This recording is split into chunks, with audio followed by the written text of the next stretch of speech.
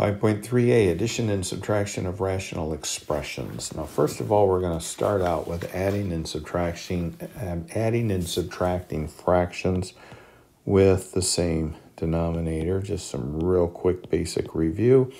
Whenever you are adding fractions with the same denominator, you just add the top number, the numerator, and put it over the common bottom number, and that is it. And then all you have to do then is reduce from there. And when you reduce, you know that 3 goes into both 6 and 9 twice and 3 times, and there's your reduced answer. All right, when we're dealing with things such as fractions with variables, we have to factor and see what we come up with.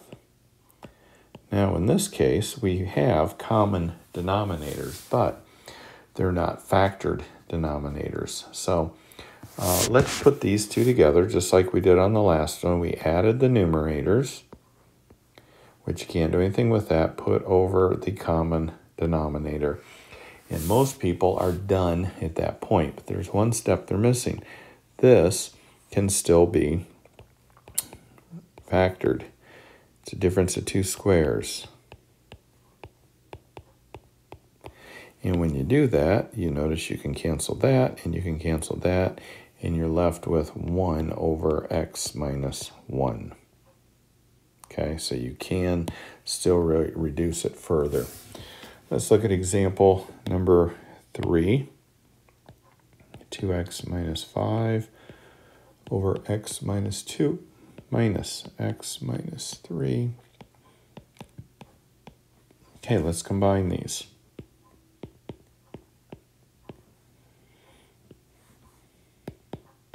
Okay, I kind of stopped there for a reason. This negative is on here. That minus is on this whole thing, not just on the x. So if we're going to put that minus on the whole thing, we have to put it on the x and on the negative 3. So 2 negatives give us a positive 3. Most students don't do that. They just put negative x minus 3. But that negative, remember, always is distributed on each part. So that's why that is a plus sign there.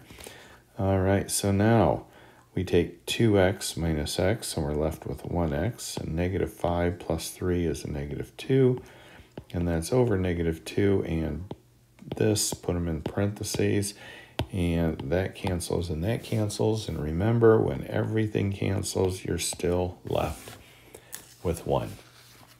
All right, which brings us to the next part of this lesson, when your denominators are not common. So I'm going to show you the old-fashioned slow way of doing this. All right, so we have to get a common denominator. How do we find the least common denominator? Well, we take our 14, and I did this way back, probably in chapter 1, and we write our prime factors.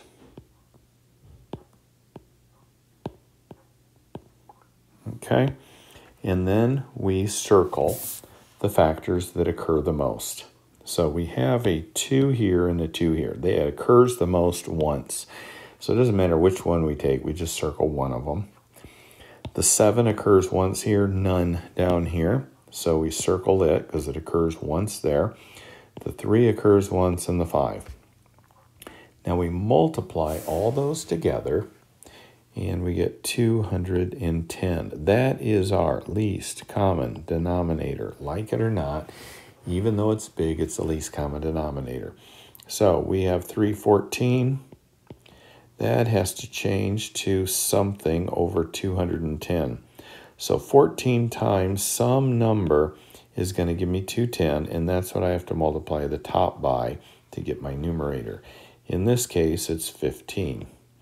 So I have to multiply top and bottom by 15. So 45 over 210 is the same as 3 over 14. It's just not been reduced. So I'll put that up here. Okay, next step is with the 7 over 30. So instead of 7 over 30, we are going to make it into something over 210. So what did we multiply 30 by to get 210? In this case, 7. So we multiply the top by 7, and we get 49. So these two added together are going to give me 94, and that's over 210, and that will reduce to 47 over 105. And that ends up being our full-on answer.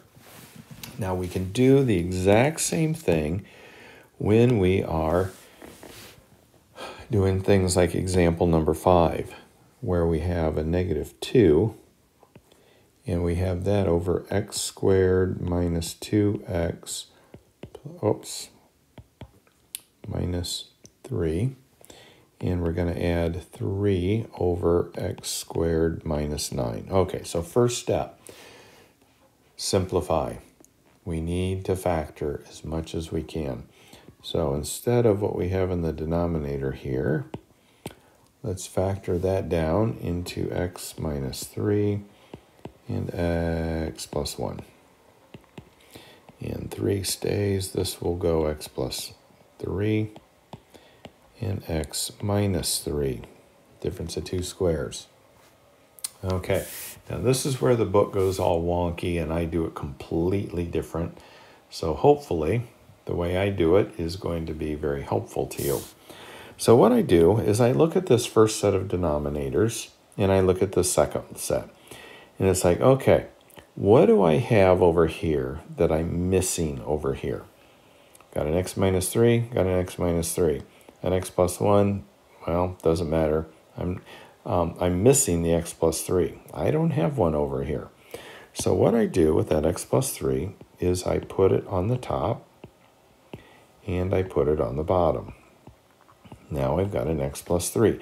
And I can do that because any number over itself is 1. So I'm not changing the value of this. I'm just changing what it looks like. Now let's look over here. I've got an x plus 3, x plus 3, x minus 3, x minus 3. I don't have an x plus 1. So I'm going to put an x plus 1 over here. Remember to always put it in parentheses. So now my denominators are the exact same. That means that I can write one long fraction with x plus 3, x minus 3, and x plus 1. Remember, when you add fractions, you don't add the denominators. You just put your answer over the denominator. Now what do I have on top? Well, I have negative 2 times x plus 3. So let's distribute it. Plus, this plus. Let's distribute that. Okay. Okay, so at this point, we're going to combine like terms up here. So negative 2x plus 3x is just x. Negative 6 plus 3 is negative 3. Okay.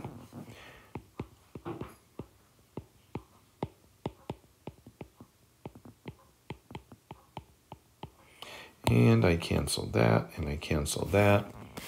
And I'm left with 1 over the x plus 3 and the x plus 1. And I'm done. So this is example 6. Let's go ahead and do the same thing again. So the first thing we're going to do is we're going to factor. We're going to factor everything that we can. And oops, I made that a 5. That should be a 4. Okay, and I'm going to factor the 2 out. And then down here, difference of 2 squares. Okay, now remember, I look here and I think, what am I missing that I have over here? I'm missing an x minus 5. Doesn't matter that I have a 2. I don't care about that. I just am missing that. Make sure you put it all in parentheses. Now I look over here. What am I missing here? I'm missing a 2. So I'm going to put a 2 there and a 2 there. All right, so now I have a common denominator of 2, x plus 5, and an x minus 5. And I can start putting all of my numerators here together. But I'm going to use the FOIL method because what I've got some multiplication here, a minus and multiplication here. In order to simplify this, I've got to get plus and minus signs between each term. I can't have these multiplication. It makes a mess of things. So x minus 5 times x plus 4 is going to be x squared minus x minus 20, using the FOIL method. Minus 5 times 2 is 10. So that gives me x squared minus x minus 30 over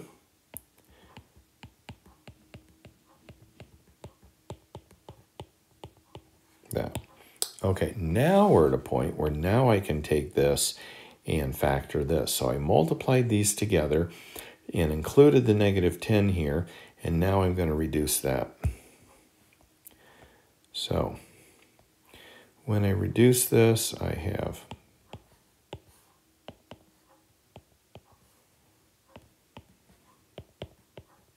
and that's over